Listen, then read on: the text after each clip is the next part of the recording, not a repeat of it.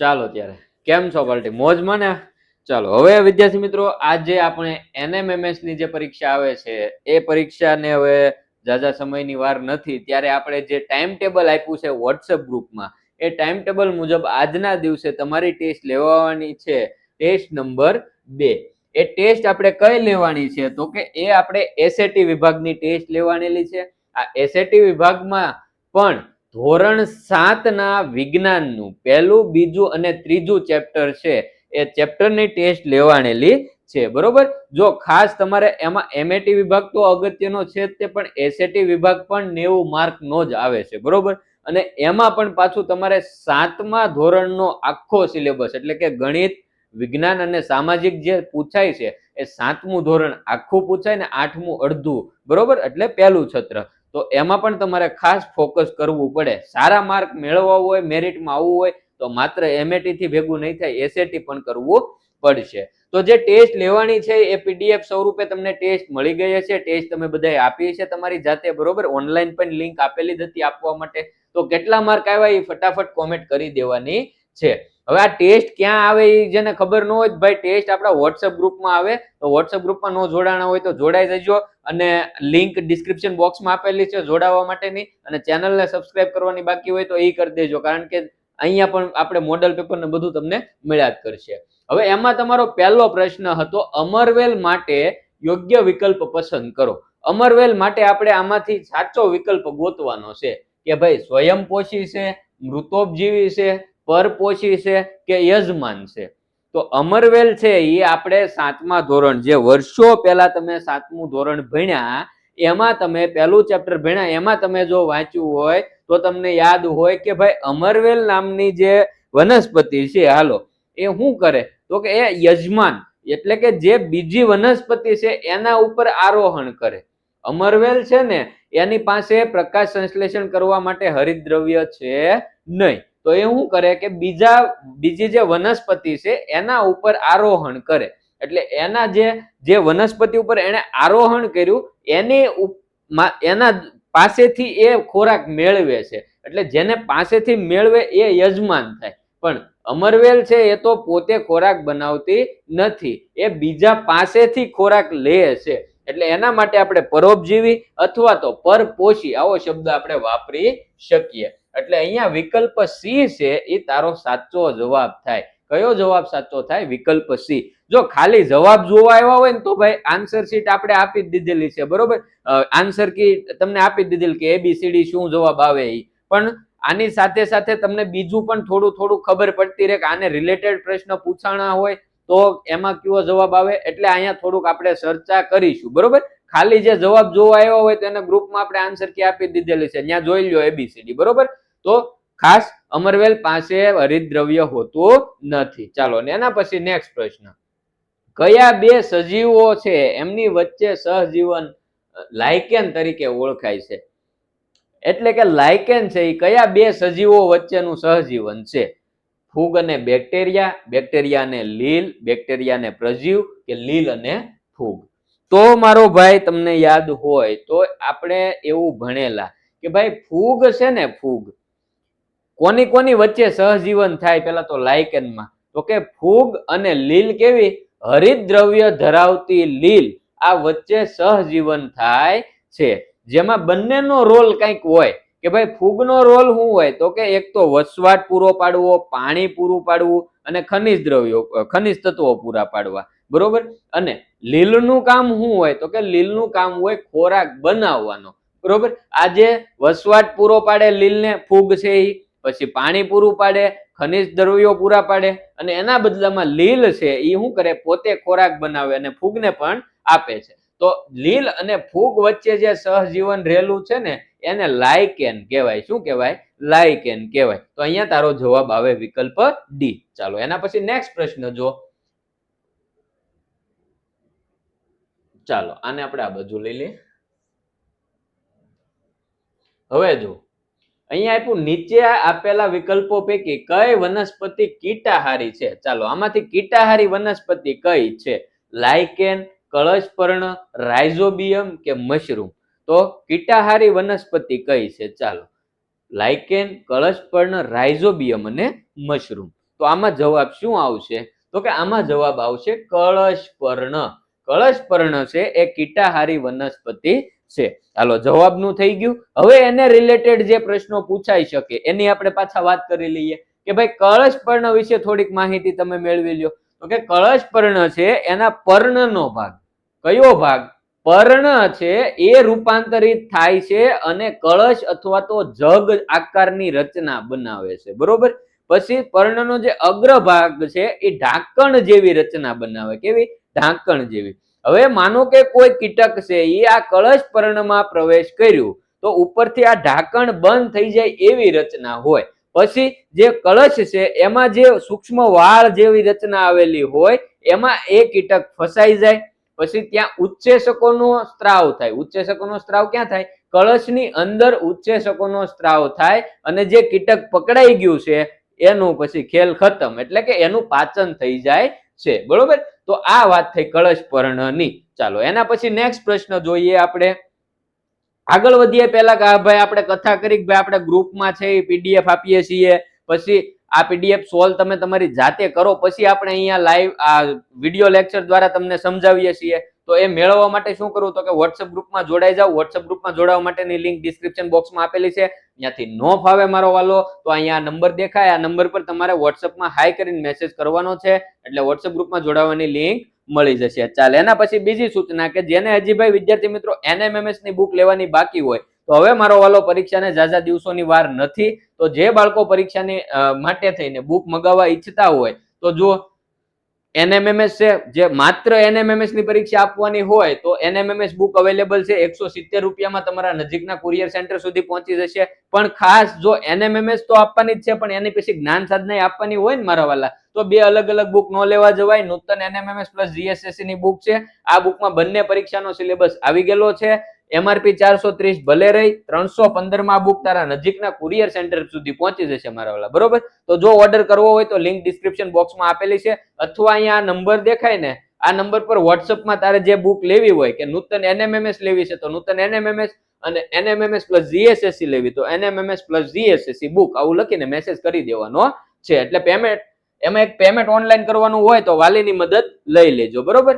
હવે મુહૂર્ત ન જોવરાવાનું હોય, જો લેવાની હોય તો હવે લઈ લો, કારણ કે હજી કુરિયર તમારી સુધી પહોંચવામાં પણ 4-5 દિવસ લાગી જતા હોય તો પછી કેટલો સમય આપણે રાહ જોવાની, બરોબર. તો જેમને લેવાની હોય ફટાફટ ઓર્ડર કરી દો. એના પછીનો પ્રશ્ન, વનસ્પતિ દ્વારા થતી પ્રકાશ સંશ્લેષણની પ્રક્રિયામાં અંતિમ પેદાશો કઈ છે? વનસ્પતિ જે પ્રકાશ સંશ્લેષણની ક્રિયા કરે એમાં અંતિમ પેદાશો કઈ છે? સ્ટાર્ચ અને કાર્બન ડાયોક્સાઇડ, કાર્બોદિત અને ઓક્સિજન, કાર્બન ડાયોક્સાઇડ અને પાણી, ઓક્સિજન અને કાર્બન ડાયોક્સાઇડ. ચાલો વનસ્પતિ દ્વારા જે પ્રકાશ સંશ્લેષણની પ્રક્રિયા કરવામાં આવે છે, આ પ્રકાશ સંશ્લેષણની ક્રિયા થઈ જાય એ પછી, પ્રકાશ સંશ્લેષણની ક્રિયા પૂરી થઈ ગઈ એ પછી તમને એમાં અંતિમ પેદાશ કઈ મળે છે? ચાલો સ્ટાર્ચ અને કાર્બન ડાયોક્સાઇડ મળે, કાર્બોદિત અને ઓક્સિજન મળે, કાર્બન ડાયોક્સાઇડ અને પાણી મળે, ઓક્સિજન અને કાર્બન ડાયોક્સાઇડ મળે.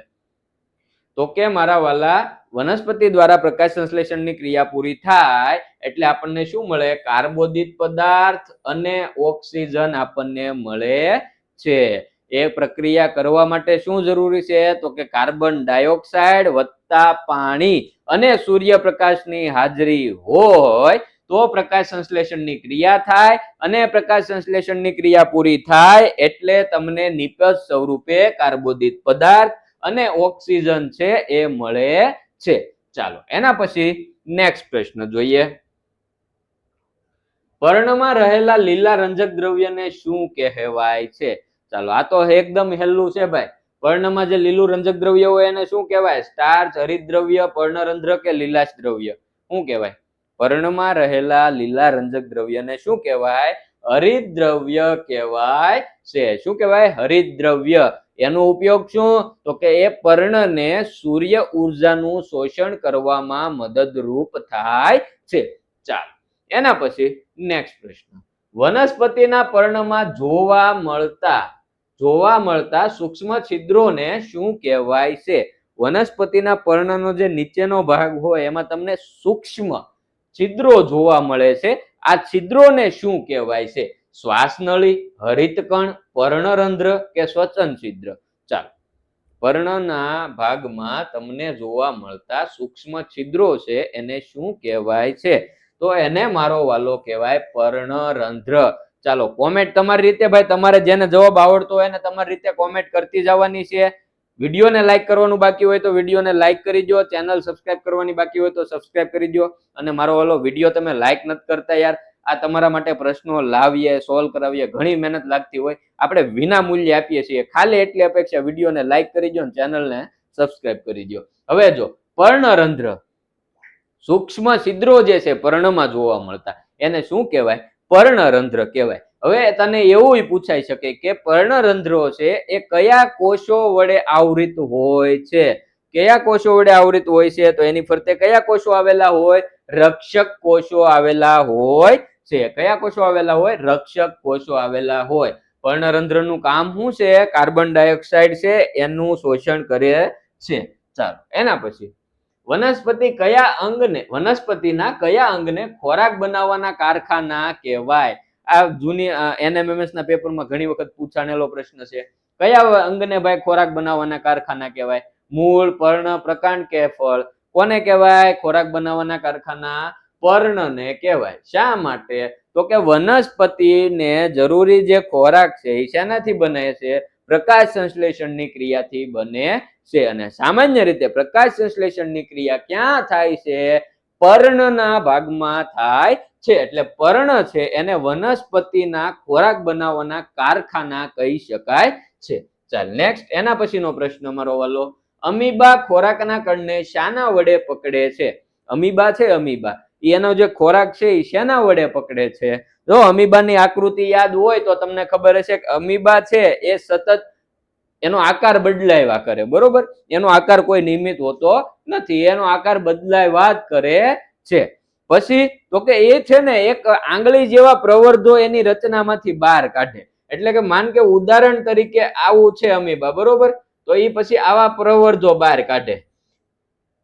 એને હું કીધું? ખોટા પગ. કેવા પગ? ખોટા પગ. હવે એ પછી માનો કે અહીંયા ખોરાકનો ટુકડો હોય તો એ ખોરાકના ટુકડાને એ ન્યાથી પછી અંદર લઈ લે છે. એટલે અમીબા છે એ ખોરાકના કણને ખોટા પગ વડે પકડે છે. કયા પગ વડે? ખોટા પગ વડે પકડે છે. ચાલો તો અમીબાનું થઈ ગયું. એના પછી હાલો, શૈશવકાળ દરમિયાન 6 થી 8 વર્ષની ઉંમરે પડી જતા દાંતને કયા દાંત કહેવાય છે? પોછા દાંત, ખોટા દાંત, દૂધિયા દાંત કે કાયમી દાંત? શૈશવકાળ દરમિયાન જે 6 થી 8 વર્ષની ઉંમરમાં આપણા દાંત એક વખત પડી જાય તો આ જે પડી ગયેલા દાંત છે એને શું કહેવાય? એને ક્યાં દાંત કહેવાય? દૂધિયા દાંત કહેવાય. ક્યાં દાંત કહેવાય? દૂધિયા દાંત કહેવાય. અને આ દૂધિયા દાંત પડી જાય પછી કયા દાંત આવે? કાયમી દાંત પછી આવે છે, બરોબર? એ દાંત છે એ આપણા જીવન પર્યંત સુધી આપણી સાથે રહે છે. હા, વૃદ્ધ અવસ્થામાં એટલે કે તમે પછી ઘરડા થઈ જાઓ, બરોબર, ત્યારે એ દાંત પડી શકે, અથવા તો કોઈ દાંતની બીમારી થઈ તો એ દાંત પડી શકે છે. બાકી જીવનકાળ દરમિયાન દૂધિયા દાંત પડે એ પછી જે દાંત આવે એ તમારી સાથે ને સાથે રહે છે. ચાલો નેક્સ્ટ, એના પછી નીચેના પૈકી કયા કાર્બોદિત પદાર્થનું પાચન મનુષ્ય કરી શકતો નથી? સ્ટાર્ચ, શર્કરા, સેલ્યુલોઝ કે માલ્ટોઝ? કયા સ્ટાર્ચ પદાર્થનું આપણે મનુષ્ય, હું મનુષ્ય જ છું એટલે હું મારી વાત કરું, બરોબર, મારી સાથે સાથે જેટલા મનુષ્ય હશે એ બધા આમાં એગ્રી થઈ જશે કે ભાઈ નીચેના કયા કાર્બોદિત પદાર્થ આપેલા છે એમાંથી આપણે એનું પાચન કરી શકીએ નહીં? કોનું પાચન આપણે ન કરી શકીએ? તો કે આપણે છે એ સેલ્યુલોઝનું પાચન આપણે કરી શકીએ નહીં. એનું કારણ કે ભાઈ જો સેલ્યુલોઝ છે એનું પાચન કરવા માટે અમુક જરૂરી બેક્ટેરિયાની જરૂર પડે છે. આપણા શરીરમાં આવા બેક્ટેરિયા આવેલા નથી એટલે આપણે સેલ્યુલોઝનું પાચન કરી શકીએ નહીં. જો ગાય, ભેંસ, બરોબર, હરણ, આ બધા જે તૃણાહારી પ્રાણીઓ છે એમના જે અધ્યાંત્ર કહેવાય એમાં આ બેક્ટેરિયા, ખાસ પ્રકારના બેક્ટેરિયા આવેલા હોય કે જે સેલ્યુલોઝના પાચનમાં મદદ કરે છે. એટલે એ લોકો સેલ્યુલોઝનું પાચન કરી શકે છે, આપણે કરી શકતા નથી. ચાલો યાદ રાખજો, કોણ કરી શકે એવું પૂછાય હો પાછું. ચાલો નેક્સ્ટ, તમે છેરડી છોલવા માટે નીચેના પૈકી કયા દાંતનો ઉપયોગ કરશો? શેરડી ખાવી, આ જો શિયાળો છે બરોબર, શેરડી ખાશું આપણે, તો આપણે કયા દાંતનો ઉપયોગ કરશું? છેદક દાંત, અગ્રદાંત, મોટી દાંત કે રાખશી દાંત? તો કે આપણે શેરડી ખાવા માટે રાખશી દાંતનો ઉપયોગ કરીશું. શેરડી છોલવા માટે, શેરડી છોલવા માટે આપણે કયા દાંતનો ઉપયોગ કરીએ? રાખશી દાંતનો ઉપયોગ કરીએ છીએ. ચાલો નેક્સ્ટ. આપણા શરીરમાં પ્રોટીનનું પાચન થતા કયો સરળ પદાર્થ બને છે? આપણા શરીરમાં પ્રોટીન છે, પ્રોટીન એનું પાચન થઈ જાય, એ પાચન થયા પછી કયો સરળ પદાર્થ બને છે? તો કે આપણા શરીરમાં પ્રોટીનનું પાચન થયા પછી જે સરળ પદાર્થ બને એ કયો છે? એમિનો એસિડ છે. કયો છે? એમિનો એસિડ છે. બરોબર. જો પ્રોટીનનું પાચન કીધેલું છે, ગ્લુકોઝનું પાચન શર્કરામાં થઈ જાય છે, બરોબર. પછી ચરબી છે તો એનું ફેટી એસિડ અને ગ્લિસરોલમાં એનું સરળ રૂપાંતર થઈ જાય છે, બરોબર. તો આ રીતે એ બધા તમને પૂછાઈ શકે છે. આની જગ્યાએ ચરબીનું પણ પૂછાઈ શકે. તો ચાલો એના પછી નેક્સ્ટ. માનવ શરીરમાં મોટા આંતરડાની લંબાઈ આશરે કેટલી હોય છે? કયું આંતરડું પૂછ્યું એ પેલા મારા વાલો જોઈ લેવાનું, બરોબર. અહીંયા તને મોટા આંતરડાની લંબાઈ કીધી, તો મોટા આંતરડાની લંબાઈ 1.5 મીટર જેટલી છે. કેટલી? 1.5 મીટર જેટલી છે. નાના આંતરડાની લંબાઈ 7.5 મીટર જેટલી છે. આમ યાદ રાખવાનું કે નાનું આંતરડું છે ને એ મોટું છે અને મોટું આંતરડું એ નાનું લંબાઈમાં, બરોબર. તો કે મોટા આંતરડાની લંબાઈ 1.5 મીટર, નાના આંતરડાની લંબાઈ 7.5 મીટર છે. ચાલો નાનાની પૂછાઈ શકે, બરોબર. ચાલો નેક્સ્ટ. પિત્તરસ કોના પાચનમાં મહત્વનો ભાગ ભજવે છે? પિત્તરસ છે એ કોના પાચનમાં મહત્વનો ભાગ ભજવે? પ્રોટીન, ચરબી, કાર્બોદિત કે આપેલ તમામ? મહત્વનો ભાગ પિત્તરસ કોના પાચનમાં ભજવે છે? તો કે ચરબીના પાચનમાં પિત્તરસ મહત્વનો ભાગ ભજવે છે. અને પિત્તરસનો સ્ત્રાવ ક્યાંથી થાય છે? તો કે યકૃતમાંથી પિત્તરસનો સ્ત્રાવ થાય છે.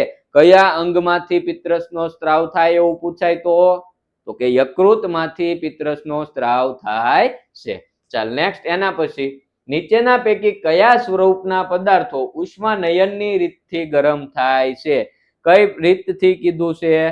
ઉષ્માનયનની રીતથી ગરમ થાય એવું પૂછ્યું. તો ઉષ્માનયનની રીતથી ઘન થશે, ઘન અને પ્રવાહી, માત્ર પ્રવાહી કે પ્રવાહી અને વાયુ?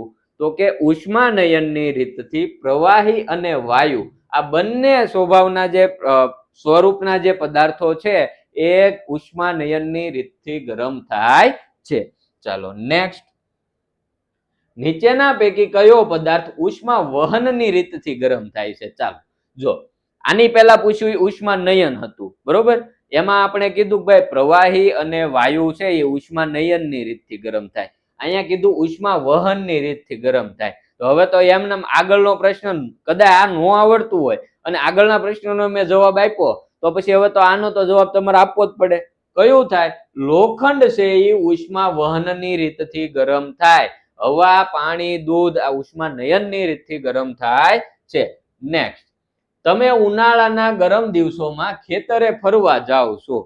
ઉનાળાના ગરમ દિવસોમાં તમને એમ થયું કે ખેતરે આંટો મારવા જવું છે, બરોબર. ભર બપોર છે. તો હવે તમે ઘરેથી નીકળતી વખતે કયા રંગનો શર્ટ પહેરવાનું પસંદ કરશો? લાલ રંગનો, કાળા રંગનો, વાદળી રંગનો કે સફેદ રંગનો? જો આમાં તારી કે મારી પર્સનલ ચોઈસ નથી દેવાની ભાઈ મને લાલ રંગ ગમે તો હું લાલ જ પહેરું, મને વાદળી ગમે તો હું વાદળી જ પહેરું, એમ નથી, બરોબર. લોજિક વાપરવાનું છે કે ભાઈ ઉનાળાના ગરમ દિવસો લખ્યું છે તો એની પાછળ કઈક કારણ હોય? તો કે હા હોય. તો આમાં જવાબ હું આપણે ટીક કરવો પડે કે સફેદ રંગનો શર્ટ પહેરીને હું જઈશ. શું કામ? તો કે સફેદ રંગ છે એ ઉર્જા ગરમી છે એનું એટલું બધું શોષણ કરશે નહીં, એટલે મને ગરમી વધારે લાગશે નહીં. જ્યારે કે કાળો રંગ છે, બરોબર, એ બધા ગરમીનું શોષણ વધારે કરે તો એ પહેરાય નહીં. સફેદ રંગનું શર્ટ હોય તો એમાં ગરમી તમને વધારે લાગે નહીં, કારણ કે એ જે ગરમી છે એનું શોષણ કરશે નહીં, સૂર્ય ઉર્જાનું, બરોબર. ચાલો તો સફેદ રંગ આવશે અહીંયા. નેક્સ્ટ. નીચેનામાંથી કયો એકમ તાપમાન માપવા માટે ઉપયોગી છે? કયા એકમથી તાપમાન માપી શકાય? કેલ્વિન, ફેરનહીટ, સેલ્સિયસ કે આપેલ તમામ? તો કે ભાઈ કેલ્વિન છે એ તાપમાન માપવા માટે વપરાય, ફેરનહીટ એ તાપમાન માપવા માટે વપરાય, સેલ્સિયસ પણ વપરાય છે. તો એનો મતલબ કે આપેલ તમામ એકમો છે એ તાપમાન માપવા માટે વપરાય છે. ચાલ નેક્સ્ટ, એના પછી સૂર્યની ગરમી આપણા સુધી કઈ રીતથી પહોંચે છે? સૂર્યની ગરમી આપણા સુધી કઈ રીતથી પહોંચે? ઉષ્મા વિકિરણ, ઉષ્મા નયન, ઉષ્મા વહન કે આપેલ તમામ? ચાલો, તો કે ભાઈ સૂર્ય છે આપણે આ પૃથ્વીથી બહુ જાજો અંતર દૂર છે સૂર્યનું, બરોબર? હવે સૂર્યથી પૃથ્વી વચ્ચે કોઈ પણ પ્રકારનું માધ્યમ આવેલું નથી, બરોબર? તો સૂર્યની જે ઉર્જા છે, ઉષ્મા ઉર્જા, એ આપણા સુધી પહોંચે છે એ કઈ રીતથી પહોંચે છે? તો કે ઉષ્મા વિકિરણની મદદથી પહોંચે છે. કઈ રીતથી પહોંચે છે? ઉષ્મા વિકિરણની મદદથી પહોંચે છે. આ ઉષ્મા વિકિરણ છે આ રીતમાં ઉષ્માના વહન માટે માધ્યમ હોય કે ન હોય, કાંઈ ફેર પડે નહીં. ઉષ્મા વિકિરણની મદદથી ઉષ્માનું વહન થાય એમાં માધ્યમ હોવું જરૂરી નથી. તો સૂર્યની જે ગરમી છે એ આપણા સુધી કઈ રીતથી પહોંચે છે? ઉષ્મા વિકિરણની મદદથી પહોંચે છે. ચાલ નેક્સ્ટ, નીચેનામાંથી કયું ઉષ્માનું સુવાહક છે? ઉષ્માનું સુવાહક કયું છે? રબર, તાંબુ, લાકડું કે પ્લાસ્ટિક? ઉષ્માનું સૌથી સારું વહન કયા પદાર્થમાં થાય? રબર, તાંબુ, લાકડું કે પ્લાસ્ટિક? શેમાં થાય? તાંબામાં થાય. સરસ. ચાલો, તો ઉષ્માનું સુવાહક કોણ છે? તાંબુ છે. પ્લાસ્ટિક, રબર અને લાકડું નથી. ચાલો, તો વિદ્યાર્થી મિત્રો ટેસ્ટ તો જોઈ લીધી આપણે. હવે ખાસ જેને હજી વોટ્સએપ ગ્રુપમાં જોડાવાનું બાકી હોય તો વોટ્સએપ ગ્રુપમાં જોડાવા માટેની લિંક ડિસ્ક્રિપ્શન બોક્સમાં આપેલી છે. અહીંયા નંબર છે, ત્યાંથી ન ફાવે તો આ નંબર પર વોટ્સએપમાં હાઈ કરીને મેસેજ કરજો. ગ્રુપમાં જોડાવાથી કઈ ફાયદો થાહે? તો કે હા થાહે. શું થશે? તો કે ભાઈ ગ્રુપમાં જોડાઈ જશો તો ગ્રુપમાં આ જે ટેસ્ટ હોય એ પહેલા આપણે પીડીએફ સ્વરૂપે ગ્રુપમાં આપી હોય, તમે તમારી હાથે સોલ્વ કરી હોય, પછી નો આવડી હોય એ જોવા અહીંયા તમે પધાર્યા હોવ, બરોબર? તો ગ્રુપમાં આપણે ટેસ્ટ આપીએ છીએ, ટાઈમ ટેબલ મુજબ આવે છે, ટાઈમ ટેબલ પણ ગ્રુપમાં આવી જાય, બરોબર? તો ગ્રુપમાં જોડાઈ જવાનું છે. બીજું, હજી જે વિદ્યાર્થી મિત્રોને બુક લેવાની ઈચ્છા હોય અને હજી મુહૂર્ત જોરાવાની વાટે હોય તો મારા વાલા હવે પરીક્ષાને જાજા દિવસોની વાર નથી, તો હવે બુક ઓર્ડર કરી દો, કારણ કે પછી કુરિયરમાં પણ પાછો ટાઈમ લાગી જાય છે, બરોબર? 4-5 દિવસ એમાં જાય તો પછી આપણી પાસે જાજા દિવસો વધતા નથી. તો જે બાળકોને બુક ઓર્ડર કરવી હોય, માત્ર જો તમારે એનએમએમએસ ની બે અહીંયા જે બુક દેખાય ને બે બુક લેવાની કોઈ જરૂર નથી. આ બે અલગ એ રીતે છે કે આમાં માત્ર એનએમએમએસ પરીક્ષા માટેનું જે સાહિત્ય છે એ છે, જ્યારે આમાં છે એ એનએમએમએસ અને જ્ઞાન સાધના બે પરીક્ષા માટે છે. તો તમારે ખાલી એનએમએમએસ પરીક્ષા આપવાની હોય તો નૂતન એનએમએમએસ બુક મગાવવાની છે. એનએમએમએસ અને પછી જ્ઞાન સાધના આપવાની હોય તો ત્યારે બીજી બુક નો લેવી પડે, એટલા માટે તમારે નૂતન એનએમએમએસ પ્લસ જીએસએસસી બુક મગાવવાની છે. બસ. ચાલો, આનો ભાવ 170 રૂપિયા છે. નજીકના કુરિયર સેન્ટર સુધી આવી જાય, કુરિયર ચાર્જ ફ્રી રહે, બરોબર? પછી આનો ભાવ તો કે 315 રૂપિયા છે, એ પણ તમારા નજીકના કુરિયર સેન્ટર સુધી આવી જાય, કુરિયર ચાર્જ ફ્રી.